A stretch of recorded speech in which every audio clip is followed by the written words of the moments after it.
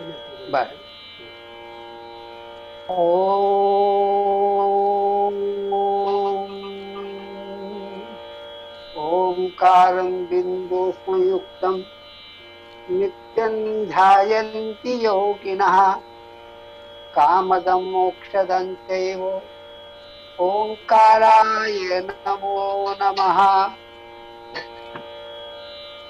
ऋग्वेद, यजुर्वेद, सामवेद आणि अथर्ववेद या चारही वेदांच्या मध्ये योग विद्येचा विचार केलेला आहे. त्या योग विद्येचे संकलन सर्वप्रथम हिरण्यगर्भाने केले. म्हणून योग विद्येचा पहिला प्रवक्ता हिरण्यगर्भ ठरतो. पण पुढे पुढे लोक आळशी झाले, प्रमादी झाले, विषय भोगामध्ये गुंतू लागले.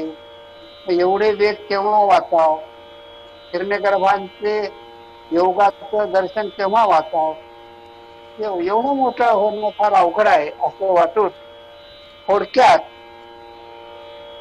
लोकांच्या समोर योग काय आहे सांगावं असं पसंतीचा वाटलं. आणि योग विद्येचा नाश होऊ नये म्हणून त्यांनी हे योगसूत्र तयार केले. हीच योगसूत्र जी आहेत योग दर्शनात संग्रहित केलेली आहेत.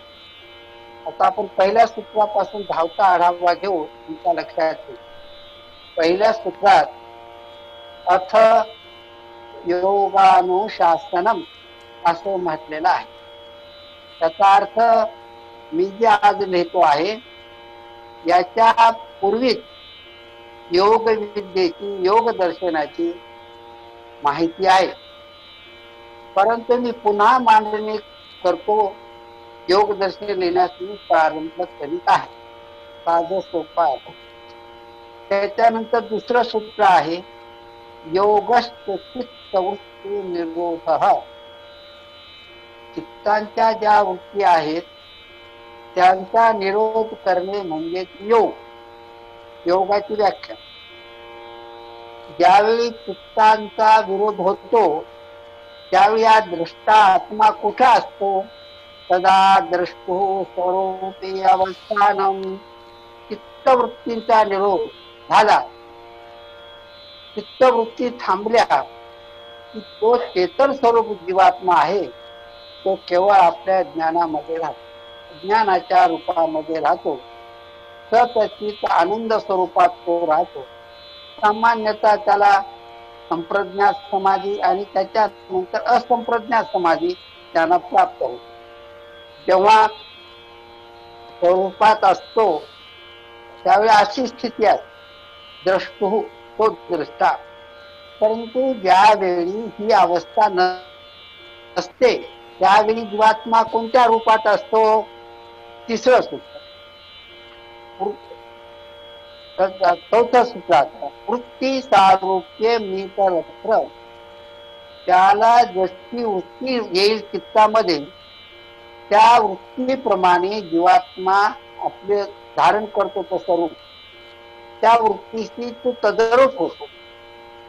त्या वृत्ती किती आहेत? पुढचं पाचवं. वृत्तया पंचतया क्लिष्टा क्लिष्टा.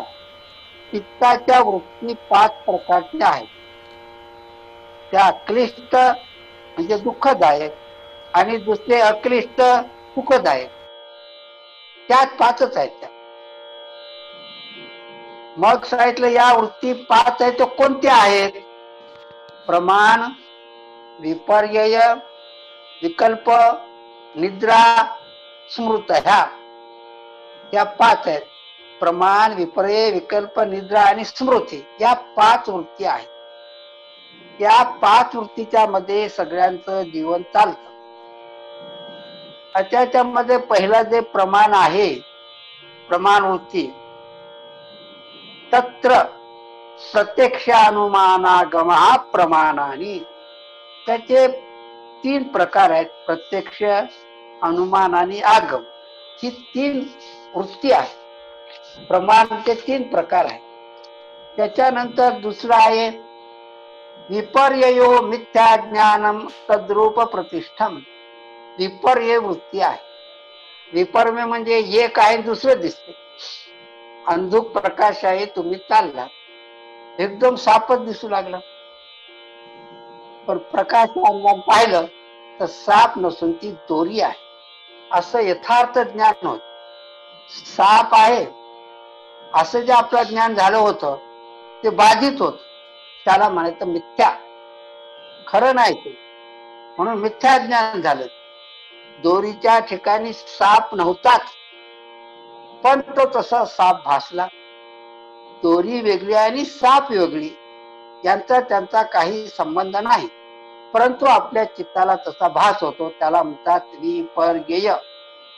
त्याच्यानंतर 9वं सूत्र आहे शब्द ज्ञानानुपाती वस्तू शून्य विकल्प. हा शब्द उच्चारला, आपणाला अर्थ समजला असं वाटते, पण त्या नावाची वस्तू जगात कुठंच नाही,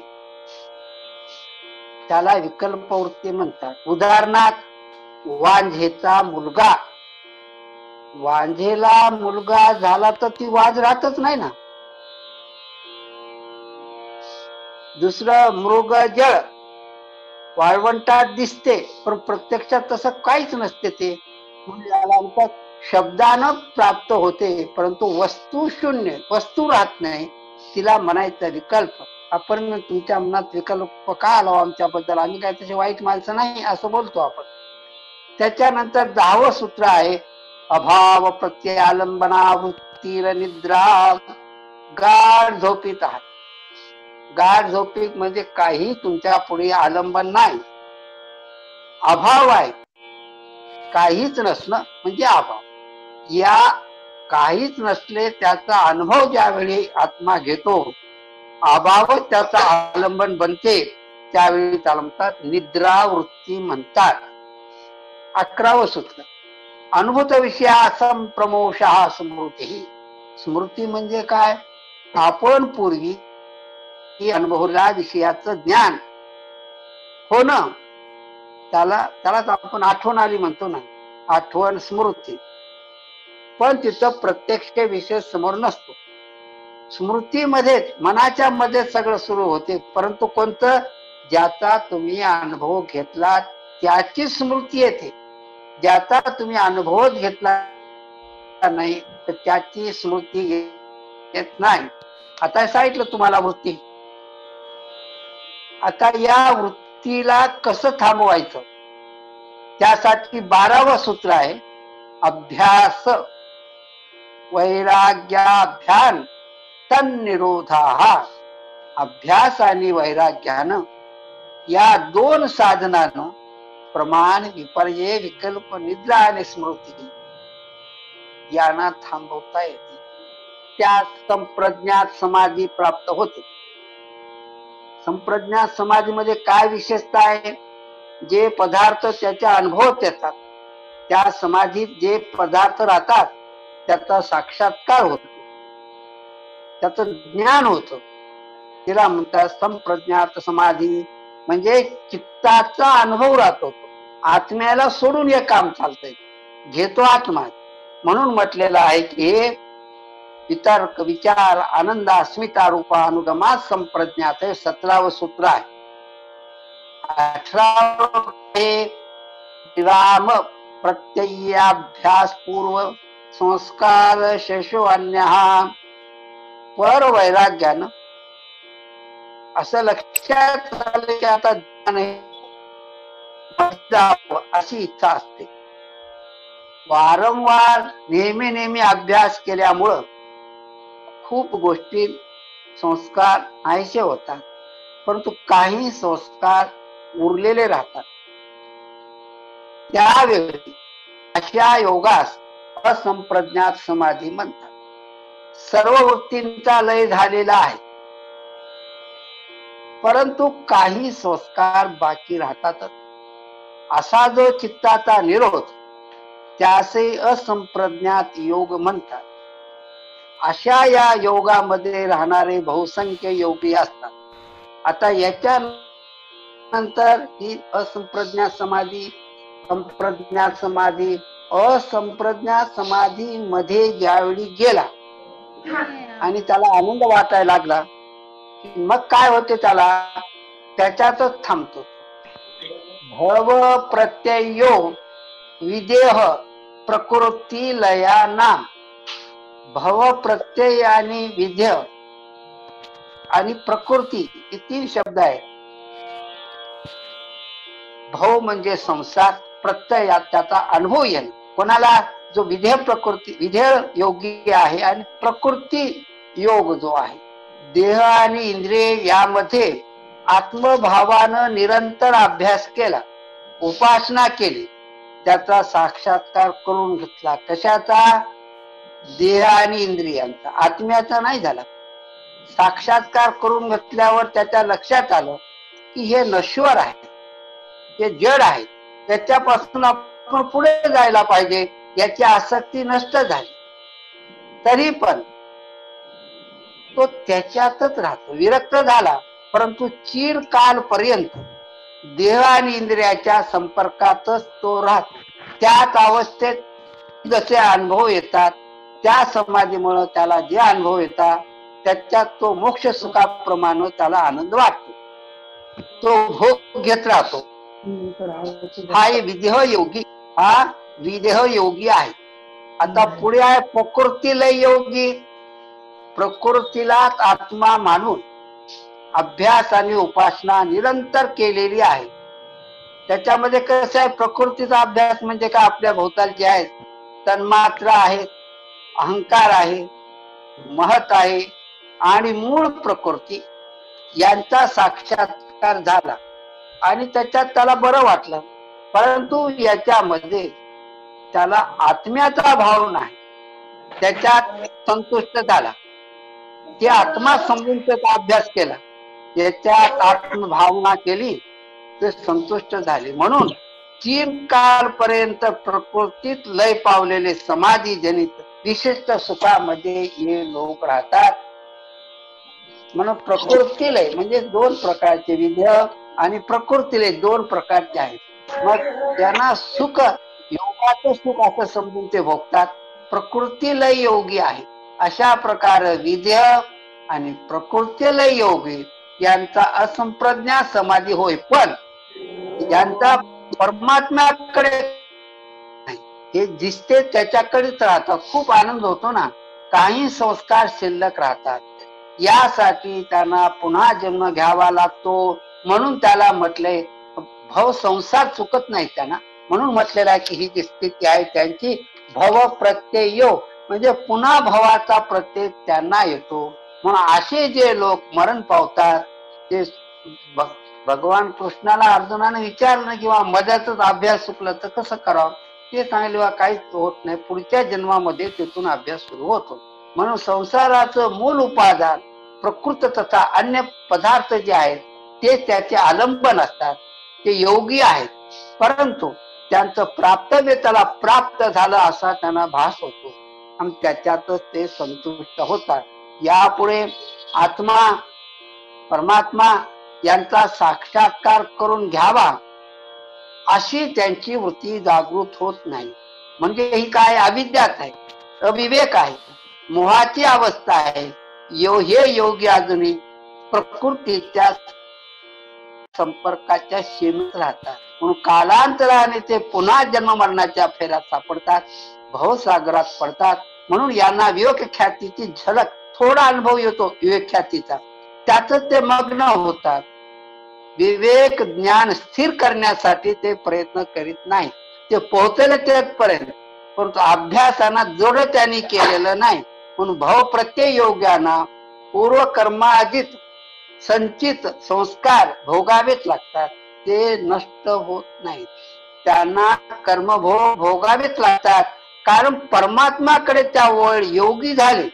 कशाच्या, देह इंद्रिये हे नाशिवंत आहेत, त्याच्यापासून ते बाहेर पडले, परंतु परमात्मा प्राप्तीसाठी ते साधना करीत नाही. म्हणून म्हटलेलं आहे की पंचीकरणामध्ये हा विषय आलेला आहे. कशी चूक कशी होती ती, जेने तू कहेल देव, त्यानं त्या अलीकडच्या समाजात गुंतून पडले ना, खऱ्या देवाकडे ते गेले नाही. जेने तू कहेले देव, तू ज्याला देव म्हणू लागलेला आहेस, कुठं आहे तो? ते चैतन्य स्वयमेव. अरे ते चेतन स्वरूप तूच स्वतः आहेस. बिजो देव माने जो कोही, याला सोडून दुसरा कोणी देव मानतो, ये बंधन तेने होई. त्यांना ते नक्की बंधन प्राप्त होते. पंचकरणातलं 34 आहे ते. आपण स्वतः चैतन्य स्वरूप आत्मा आहोत. सर्व तीर्थ चेतन आत्मतत्वामुळे करता येतो. कुठेही जा, तुमच्यात आत्मा असेल तर तुम्ही तीर्थयात्रा करणार. सगळ्या तीर्थाचं माहेरघर तुम्ही स्वतः. आपल्या हृदयात भवनात आत्माराम आहे. तिकडं न बघता जसे ते योगी त्या थोड्याशा आनंदामध्ये राहिले, आत्मा परमात्म्याचा साक्षात्कार त्यांनी करून घेतला नाही, त्याप्रमाणे होते ते. म्हणून म्हटलेला ज्ञानेश्वर महाराज म्हणतात, देव जवळी असता, देव जवळी असता, जाशी आना तीर्था, दुसऱ्या तीर्थाला चालला तो. भूललाशी आता म्हणे ज्ञान देव. भूल झाली त्या योग्याची, झाली दोघांची. म्हणून परत पुन्हा त्यांना संसारामध्ये यावं लागतं. म्हणून म्हटलेलं आहे, विधेय योगी आणि प्रकृती योगी. आत्मा परमात्म्याचा प्रत्यक्ष साक्षात्कार न करून घेता संप्रज्ञा समाधीत राहिले, त्याच्यानंतर असंप्रज्ञा समाधीमध्ये राहिले, त्याच्या सुख मिळायला लागलं, त्याला आनंद वाटला, त्याच्यात रममान झाले. म्हणून त्यांना भावप्रत्यय पुन्हा घ्यावा लागला. म्हणून भावप्रत्यय आता चुकलं नाही. म्हणून भावप्रत्ययाच्या मध्ये 2 योगी सांगितले तुम्हाला. एक तर विधेय आणि दुसरा प्रकृती लय. प्रकृतीमध्ये लय पावणारा आणि भवामध्ये राहणारा देहामध्ये. म्हणून आता अभ्यास कोणता करायचा, की सूत्र अभ्यासाचा आहे. आपल्याला अभ्यास करायचा म्हणजे काय करायचा? प्रथम वृत्ती त्याग करू. आपल्या मनात वृत्ती आलेली आहे, एका वृत्तीचा त्याग केला. हे पंचकरणातलं ते 3435 आहे दोहा. प्रथम वृत्ती त्याग करो, पहिल्यांदा आलेला वृत्तीचा त्याग करा. बोज उठावा न ये, आणि दुसरी त्याच्या पुढची वृत्ती येऊ देऊ नका. त्याला थांबवा. इकडची संपली आणि पुढची येऊ द्यायचं नाही. म्हणून त्याला काय म्हणतात? वचिमाम निर्वकल्पदेशानो. त्याला निर्विकल्प वृत्ती म्हणतात. वचिमाम निर्विकल्पानो. अवस्था याचा पहिल्या वृत्तीचा जन्म झाला आणि ते लय पाहून दुष्कृती येऊ दिली ना. या दोन्हीतला ही जी अवस्था आहे, दोन्ही वृत्तीतला हे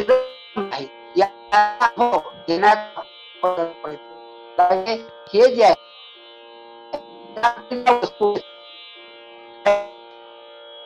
अंतर लक्षात आलं पाहिजे. एक पदार्थावरून आपण त्याचा अभ्यास करीत राहा असं म्हटलेला आहे. पंचकरणातला विषय आहे तो. पहिल्या वृत्तीचा लय झाला, दुसरी वृत्ती निर्माण होऊ दिलेली नाही. वृत्तीतला अवकाश आहे, यालाच विराम असं म्हटलेलं आहे. या विरामाचा प्रत्यय वाढविणं म्हटलं तर योगाचा अभ्यास आहे. आता थोडं थोडं तुम्हाला आज कुठपर्यंत आणलं एकेका सूत्राच्या प्रमाणे. तर जवळपास आपण 19 सूत्रापर्यंत येऊन पोहोचलो. 19 सूत्रांचा आपण आढावा घेतला. विधेय कशाला म्हणायचं? देहाबद्दलची आसक्ती गेली, पण त्याचं तेच चिंतन चालू आहे. देहाच्या बद्दलचं चिंतन चालू आहे. आणि दुसरा प्रकृतीला आहे. प्रकृतीचं जे मूळ रूप आहे देह आणि इंद्रिय, या मध्ये आत्मभावान निरंतर अभ्यास केल्यामुळे, उपासना केल्यामुळे त्यांना साक्षात्कार झाला. कशाचा? देह आणि इंद्रियांचा साक्षात झाला. म्हणून देह आणि इंद्रिय यांची नश्वरता जर त्यांनी जाणून घेतलं, त्यामुळे त्यांची आसक्ती नष्ट झाली. पण त्याच्याबद्दल पुढे आत्म्याकडे किंवा परमात्म्याकडे जाण्याचं त्यांचं चिंतन झालेलं नाही. चिरकालपर्यंत त्या आनंदात ते राहतात आणि पुन्हा भाव प्रत्यय त्यांना येतो. त्याच अवस्थेत समाधी जनित जे आनंद असतं त्याला प्राप्त होते, मोक्ष सुखाप्रमाणे त्यांना दिसते. हे झाले विधेय योगी विधेय. त्याच्यानंतर प्रकृतीला आहे. प्रकृतीला म्हणजे कसं आपला देह आहे, त्याच्यानंतर अभ्यास आपण केलेला आहे, निरंतर अभ्यासामुळं तन्मात्रा समजल्या, शब्द स्पर्श रूप रस गंध, पुन्हा अहंकार महत आणि मूळ प्रकृती. मूळ प्रकृतीच्या मध्ये तो लय पावतो, त्याला साक्षात्कार झाला. पण आत्मसाक्षात्काराकडे त्यांनी अभ्यास केला नाही, तितक्यातच ते संतुष्ट झाले, त्याच आनंदात ते रमले आणि देह सुटला. म्हणून म्हटलेलं आहे की प्रकृती लय योगी आणि भवप्रत्यय म्हणजे जे विधेय योगी, या दोघाला पुन्हा पुन्हा संसारामध्ये यावं लागतं. म्हणून म्हटलेलं आहे की ती गोष्ट आपल्या लक्षात आली पाहिजे की आपण तर त्याच्यात थांबणार झालो ना. असं ध्यान कशाचं करायचं, दोन वृत्तीच्या मधला अंतर बाहेर बघा ना, दोन वस्तू मधलं अंतर, दोन इंद्रियामधलं अंतर, असा हळू एक घास काढला तो दुसरा घास काढण्याच्या पर्यंतला मधला भाग राहतो. तो दासबोधामध्ये याचं वर्णन केलेलं आहे खूप अनेक ठिकाणी. आता हे तर पंचकर्णातला विषय आहे. दोरी आहे त्याला साप भासू लागला, तुम्ही त्या दोरीला दोरी म्हणून केव्हा समजून घ्याल, तिथं प्रकाश नेला तर प्रकाश, त्यामुळे तुम्हाला दोरी दिसेल. सापाचं ज्ञान संपलं म्हणजे ते मिथ्या ज्ञान झालं. अगोदर नाही, जोपर्यंत ते दोरी सापच वाटते तोपर्यंत ज्ञानच आहे, ते मिथ्या ज्ञान त्याला म्हणता येत नाही. कारण दोन वस्तू भिन्न आहेत, साप वेगळा दोरी वेगळा. पहिला तर समजत नाही ना. तुम्ही प्रकाशात जे प्रकाश आणून बघितल्यानंतर मग हे दोरी आहे साप नाही, तेव्हा ते मिथ्या ज्ञान झालं, अगोदर नाही झालं. प्रकाश असेल तर त्याप्रमाणे ज्ञान झालं तर जमत.